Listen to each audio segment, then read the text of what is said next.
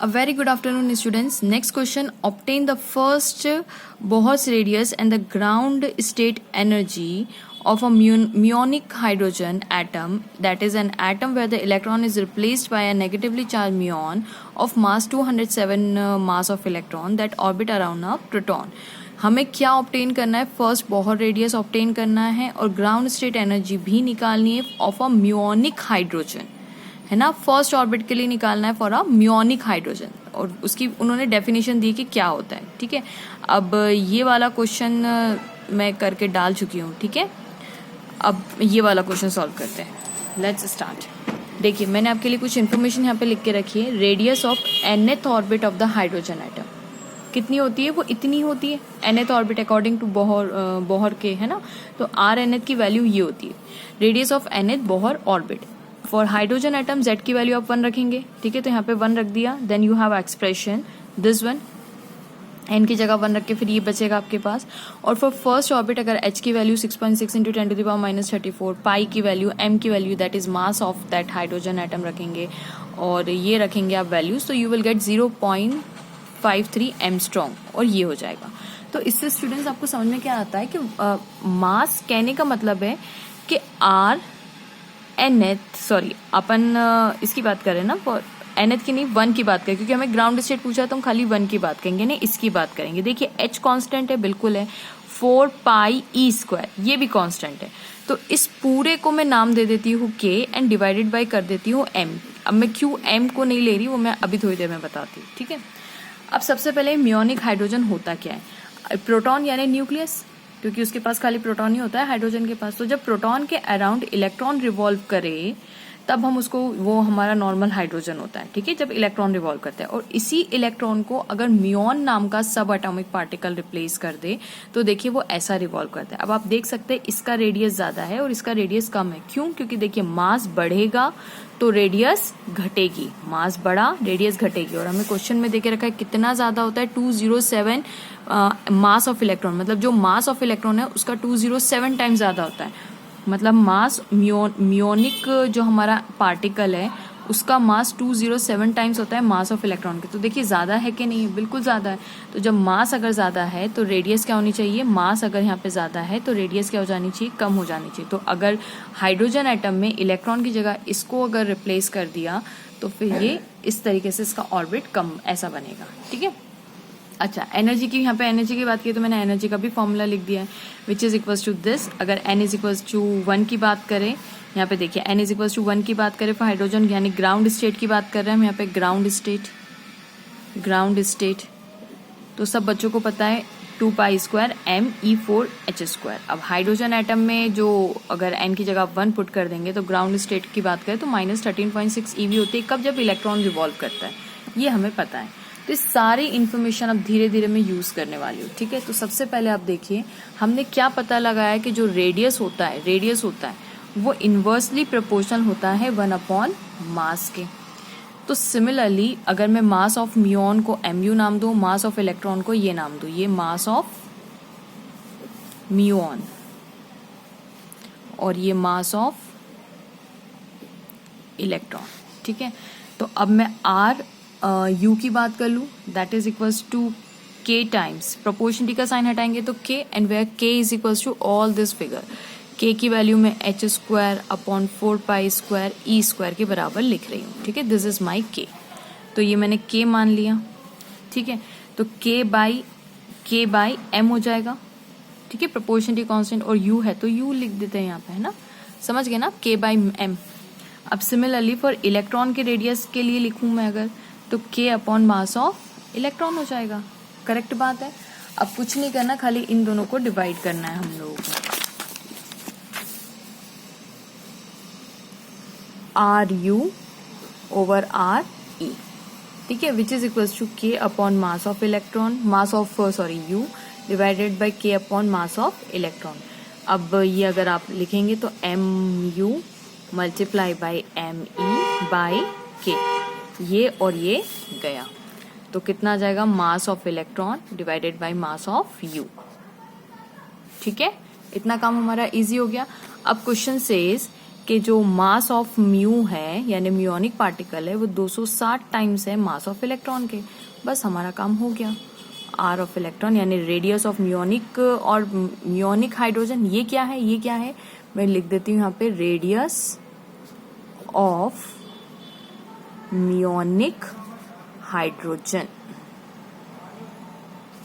और ये क्या है, रेडियस ऑफ इलेक्ट्रॉनिक हाइड्रोजन कर देते हैं, यानी जिस ऑर्बिट में इलेक्ट्रॉन घूम रहा है। ठीक है, तो इसकी वैल्यू मेरे पास कितने हैं, m e divided by m u की जगह मैं लिख देती हूँ 207 एम ई।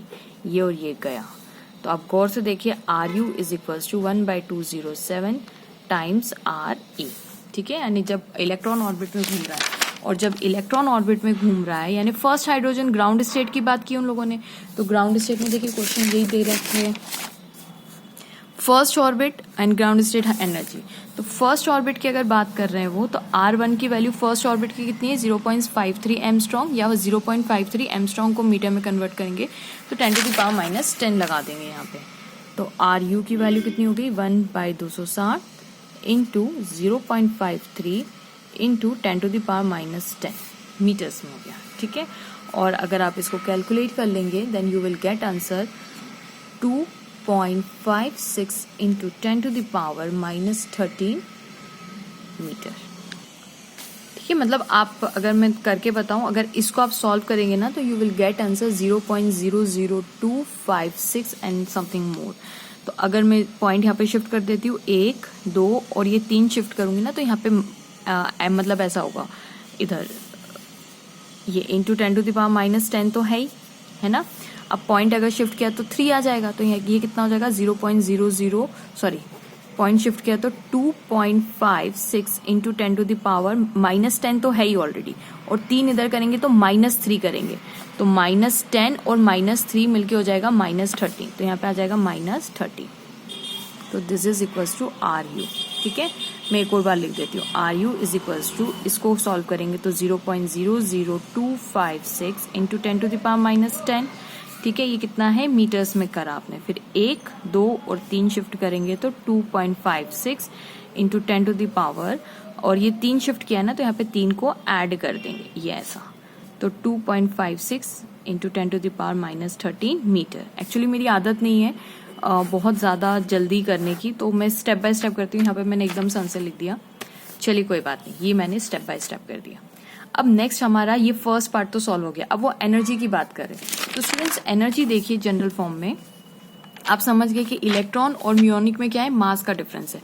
तो क्या हम कह सकते हैं कि energy is directly proportional to the mass. Correct बात है, एनर्जी ये देखिए फॉर्मूले में मास ऊपर आता है तो प्रोपोर्शनल है, बाकी पाई ई एन की वैल्यू 1 कर देंगे फॉर फर्स्ट ऑर्बिट, क्योंकि फर्स्ट ग्राउंड स्टेट के लिए एन की वैल्यू 1 हो जाएगी, तो ये 2πm/e4, मतलब एम के तो प्रोपोर्शनल है, बाकी सब तो कांस्टेंट है। तो मैं यहाँ पे एनर्जी की वैल्यू लिख देती हूँ, energy is equal to minus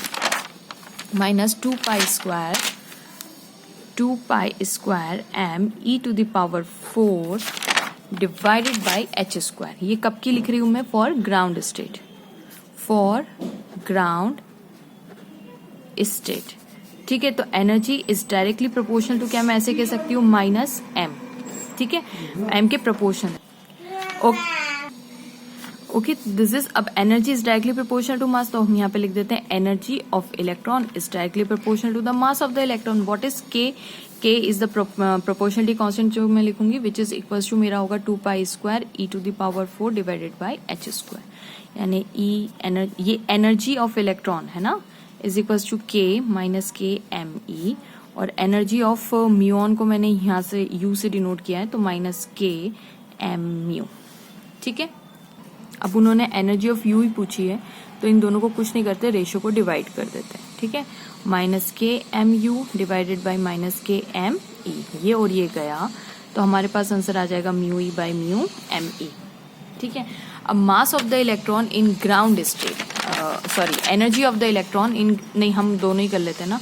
अब μe की वैल्यू तो मैंने अभी आपको बताई थी, म्यू की वैल्यू ये रही 207 times of the mass of the electron. याद है आपको, मास ऑफ द इलेक्ट्रॉन के 207 टाइम्स होता है, कौन, म्यू है ना, तो इसको मैं लिख सकती हूँ 207 into me divided by me, ये me से me गया, तो तो EU की वैल्यू मेरे पास आ गई students, EU is equals to हो गया मेरे पास 260 times energy of the electron.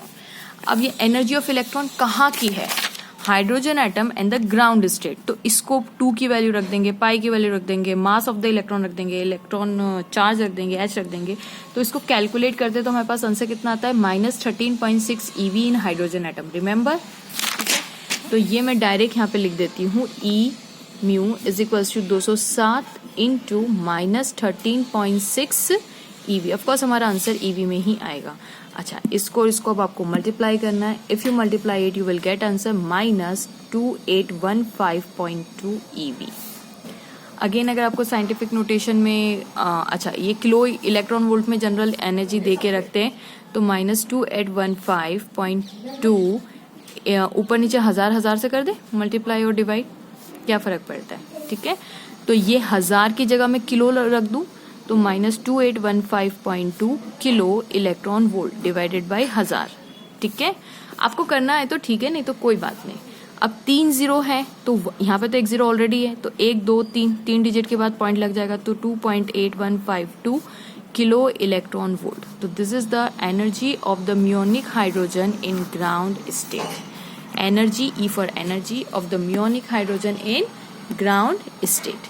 So hope students आपको ये वीडियो सॉल्यूशन पसंद आया होगा। Please keep sharing, keep supporting. Thank you so much for watching. Share करते रहिएगा।